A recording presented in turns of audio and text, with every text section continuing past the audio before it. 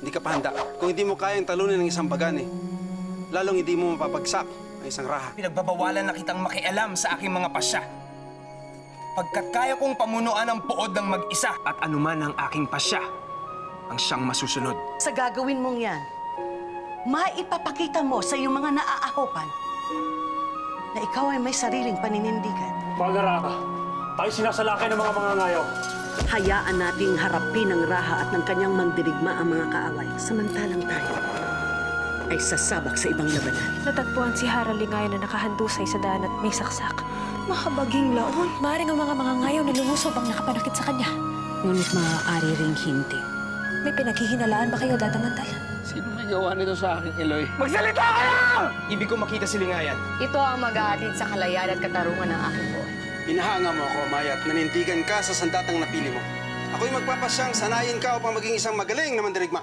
Dagang salamat sa iyo, mahal na pusaka.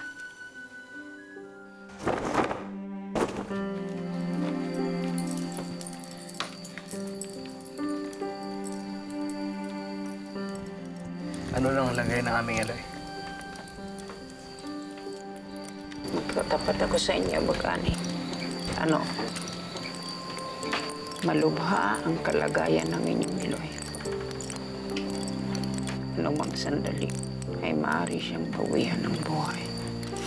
Babaylan, gawin niyo ang lahat ng inyong makakaya upang gumaling ang aking Eloy. Huwag niyo siya hayaang mamatay. Ginagawa natin ang lahat upang mabuhay ang iyong Eloy.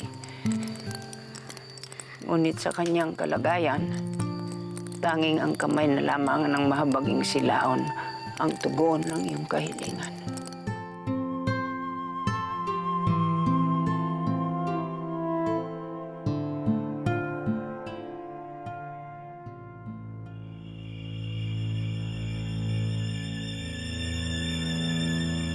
Diyan lamitan.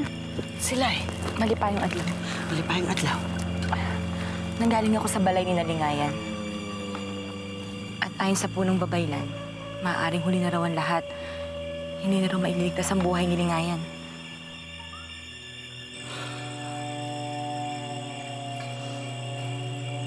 Yan ang kanyang napala sa pagkalaban sa akin.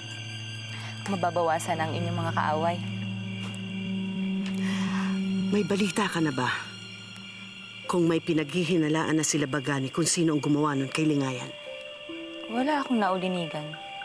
At sa tingin ko, wala pa rin silang pinaghihinalaan. Kaya mananatiling ligtas ang lihim mo diyan lamitan. Mabuti kung ganon sila. Mabuti kung ganon. Ay, mahabaging magwayen. Maawain, kawaan. Lisanin mo ang balay na ito at ipagpaliban ang pagdala ng dungan ni Lingayan. Banal na laon, nagsusumamo ako. Huwag niyong tulutan pumanaw ang aking Eloy.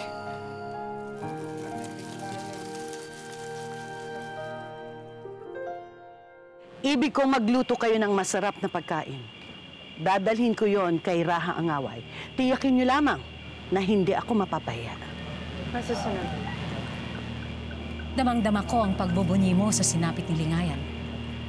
Kaya't walang pag-aalinlangan sa aking isipan na may kagagawan ka sa nangyaring ito. Na ikaw ang nagtangka sa buhay ni Lingayan. At bakit ako ang iyong pinagbibintangan? Wala akong ginagawang masama. Ikaw lamang ang may dahilan upang gawin yon pagkat ikaw lamang ang may kim-kim na galit kay Lingayan. Mantal!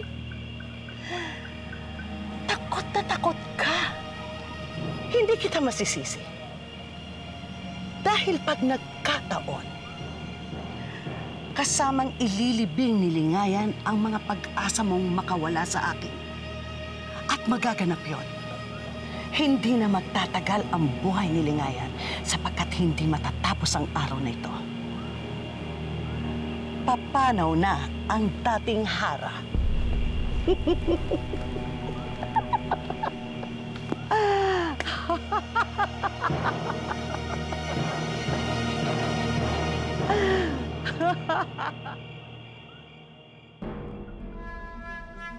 Tatakpan mo ang iyong mata? Mahihirapan ka sa pakikipaglaban sapagkat wala kang nakikita. Hindi lamang mata ang gamit upang makita ang kalaban, Amaya. Ngunit matatalo kita, sapagkat lamang ako sa'yo. Nakikita kita, ngunit hindi mo ako nakikita. Ganun ba? Bakit hindi ka lumusob, Amaya? Da! Da! Da! Da! Ya! Ya! Da! Da!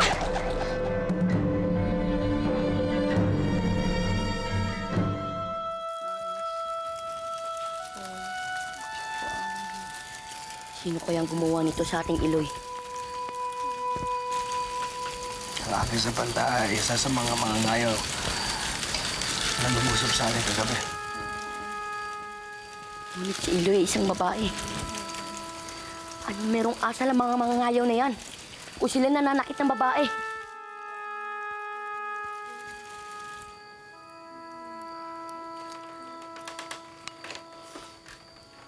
Bagani, Banok, lapitan ninyo ang Iloy.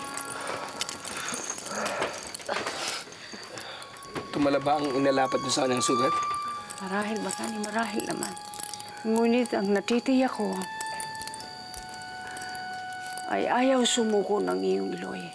Lumalaban siya upang mabuhay. At yan ay tanda ng simula ng pagbuti ng kanyang kalagayan. Narinig mo yan, Banok. Bumubuti ang lagay natin, Iloy. Sa wakas, at ininig ng mga diwata ang ating panalangin.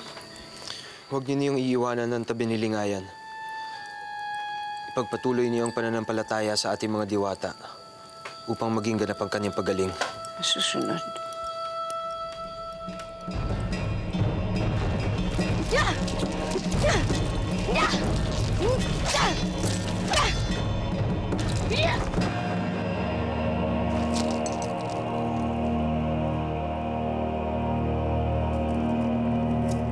Hindi ka nakatuon sa iyong kalaban, Amaya. Yan ang kitatalo mo. Tinalo ka ng isang bulag.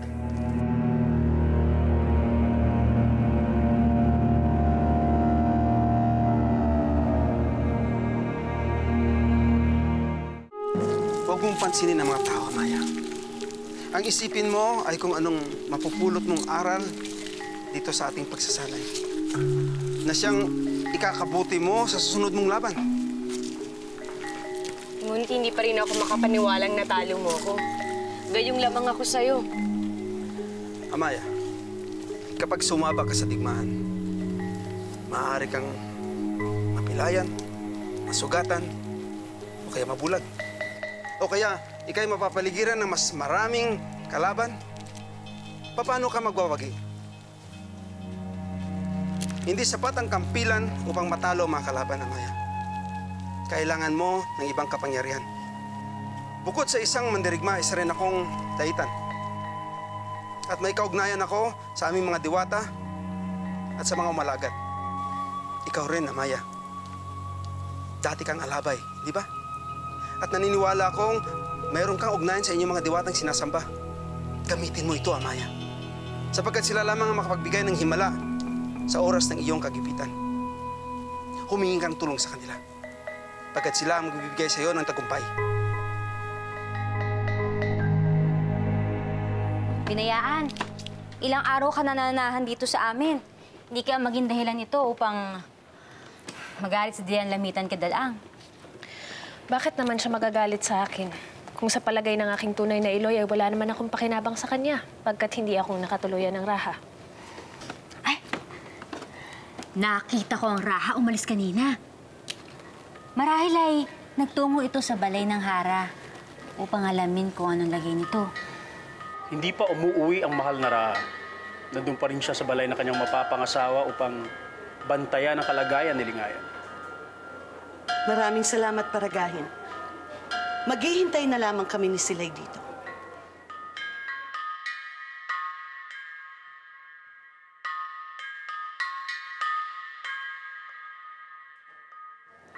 Tiyak ko na sa pagbabalik ng Raha, dala na niya ang masayang balita ng pagpanaw ni Lingayan. Sana'y gumaling na ang Hara. At sana'y madakip na kung sino may gawa nito sa kanya. Dalang, sino nga ka talaga kaya merong gawa noon sa Hara? Yung kaya mga nangayaw sa atin? Gaya ng hinala ng iba? Ngunit siya lamang ang babaeng sinaktan. Hindi ako naniniwalang ang mga nangayaw sa atin ang may gawa nun, kundi si Dian Lamitan.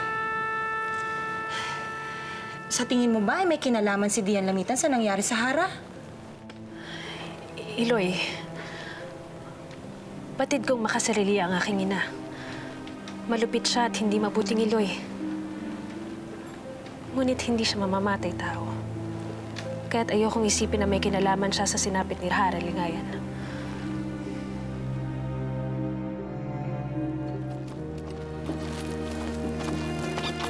Lamitan. Mahal na kapunuan,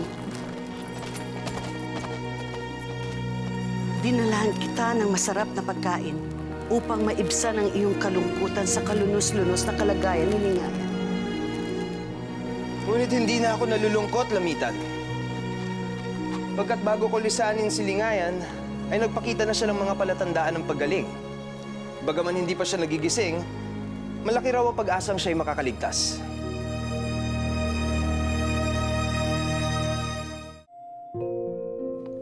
Kahanga-hanga ang iyong baba.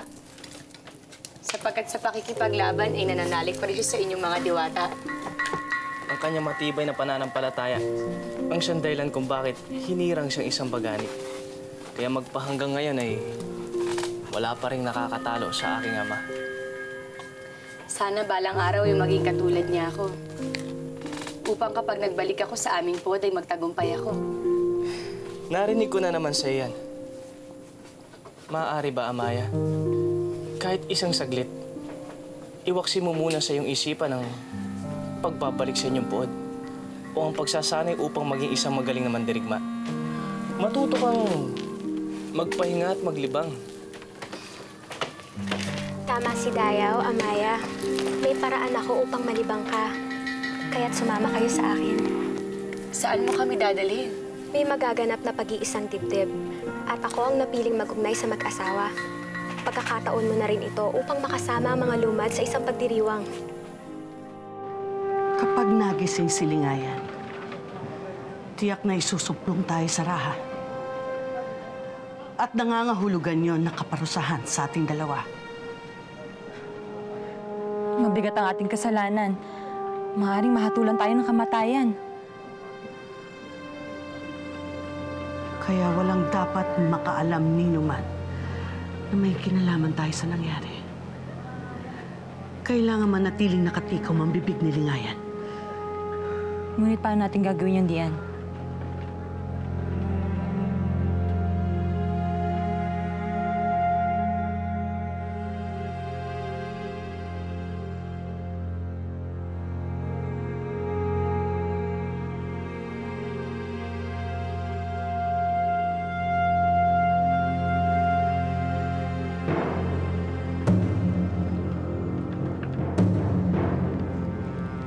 Ikaw ang magiging daan, Silay.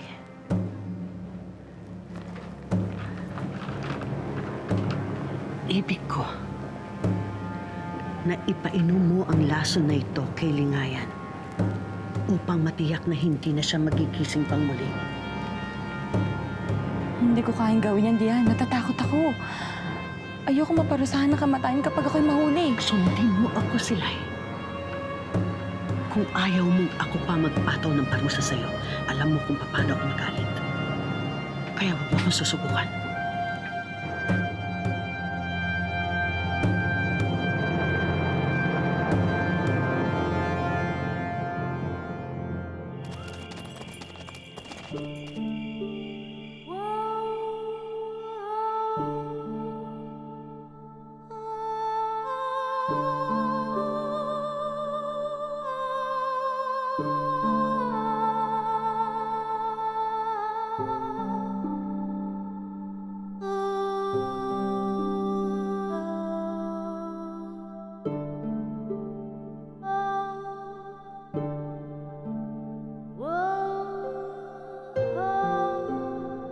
Kanami nominyo nakaliktof ang pantog nami.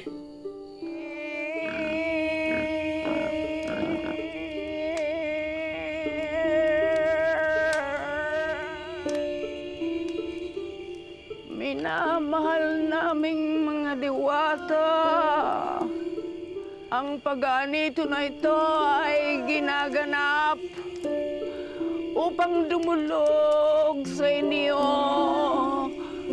na inyong pabutihin ang kalagayan ni Lingay.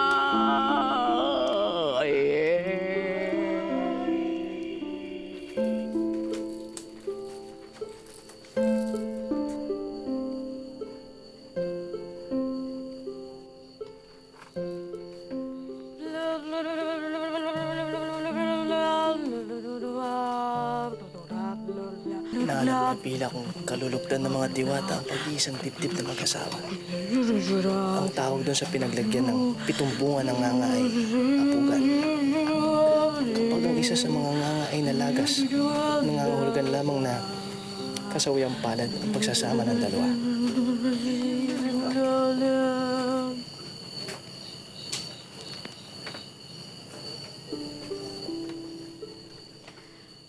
Pagpalain ni Umli ang inyong pagsasama!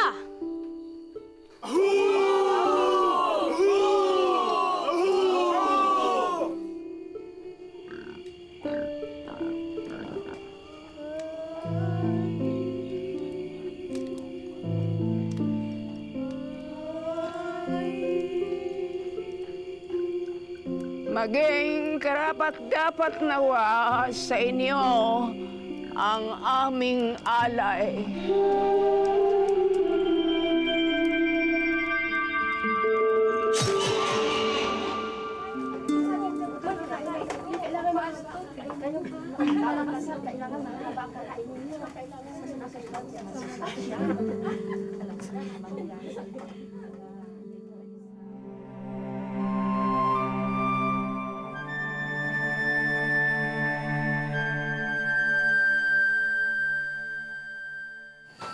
Ginoo, kayo ba'y naghapunan na? Hindi pa, Sina. Naialay na ang laan sa mga diwata. Ang ibang parte naman ay nailuto na. Mabuti pa't tayo maghapunan na. Ating sabayan ang iyong kapatid sa labas. Mamaya na lamang ako kakain. Walang magbabantay sa akin ito. Sumama na kayo kay Gurong Alsinas. Kami na lamang ni Gurong Bulan na magbabantay sa inyong Iloy. Makakaasa kayo na nasa mabuting kamay siya. Kung gayon ay pagpapaubaya ko na lamang ang aking Iloy sa inyo.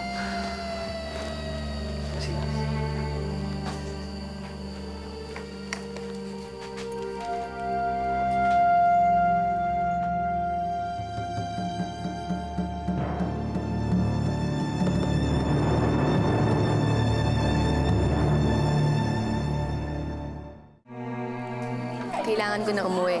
Magkita na lang tayo bukas. Apila. Maya.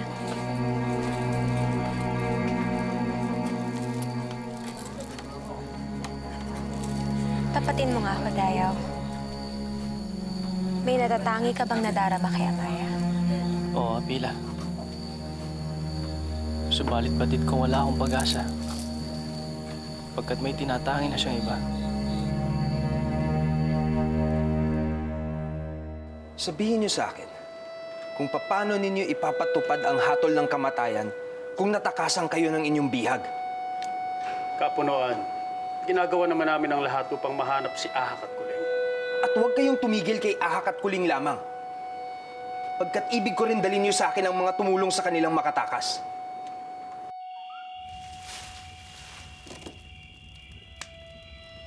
Sino yan? Pakita ka. Pakita. Ako lamang ito, Kuling. Itabi mo ang iyong sandat at maaaring kayo masugatan pa. Naparito ako upang dalhan kayo na makakain. Salamat.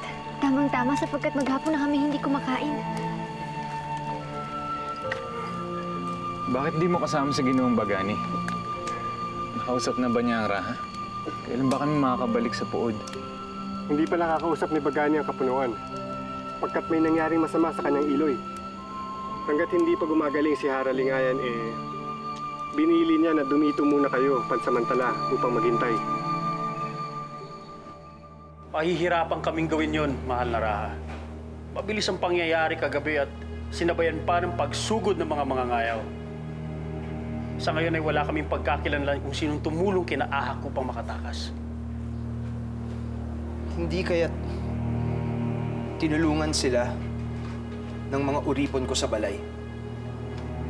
Pagkat batid ko, sila ay magkakapanalig.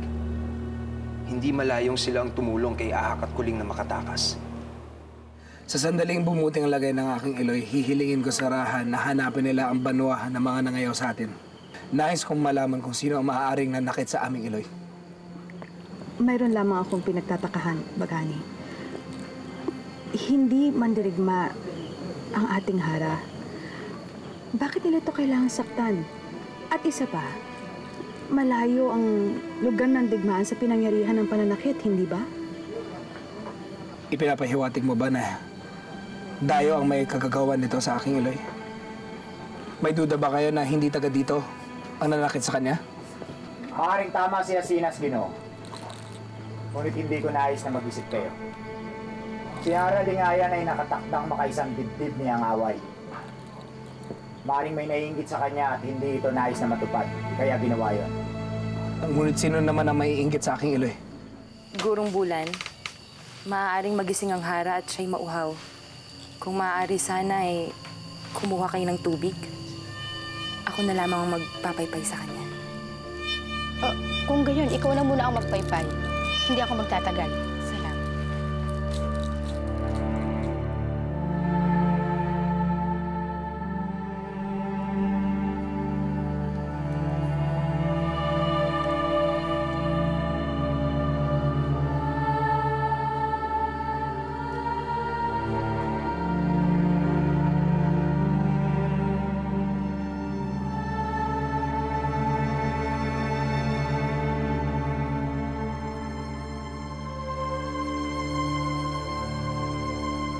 Si Dian Lamitan. Maaring siya may kagagawa nito. Si Salay. Hindi ba't kapanalig siya ni Dian Lamitan? Siya lamang ang nagbabantay sa aking Iloy.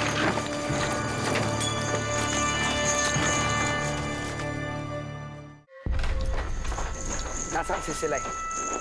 Hindi ko alam, Ginoo. Kumuha lamang ako ng tubig at siya ang nagpaiwan rito.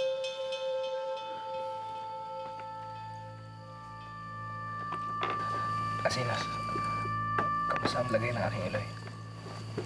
Wala pa rin siyang malay.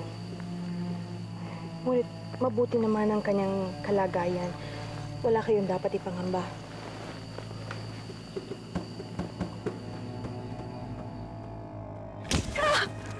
Wala kang pakinabang! Napakadali na ang pinapagawa ko sa'yo. Hindi mo pa nagampanan! Patawarin mo ako, Dian Lamitan. Subalit hindi ko talaga kayang pumatay. Isa pa ilabag yun sa tungkulin namin mga alabay. Natakot ako na maaaring sumpang. Hindi ako na makaliwata! Akin! Hindi ka natatakot sa akin? Ibig mo bang gawin ko sa'yo ang ginawa ko kay Lingayan? Hindi! Naawa ko sa akin, Dian Lamitan. Sa susunod, nautusan kitang lasunin si Lingayan. Gawin mo yun ng walang pag-aalinlangan. Buhay at dangal natin ang nakataya dito. Nauunawaan mo ba? Nauunawaan mo ba? Oo, Dian.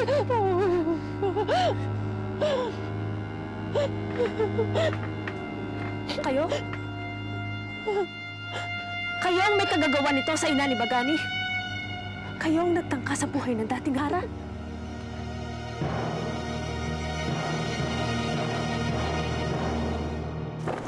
Di ko sukat akalain na ang dayong itinaboy ko noon ay aking sasanayin upang maging tulad kong Bagani. Iginuhit talaga ng tadhana na matagpuan ko si Amaya sa dagat. Ngunit iiwan din tayo ni Amaya. Malapit na niyang maabot ang pinakamataas na antas ng pagiging isang mandirigma.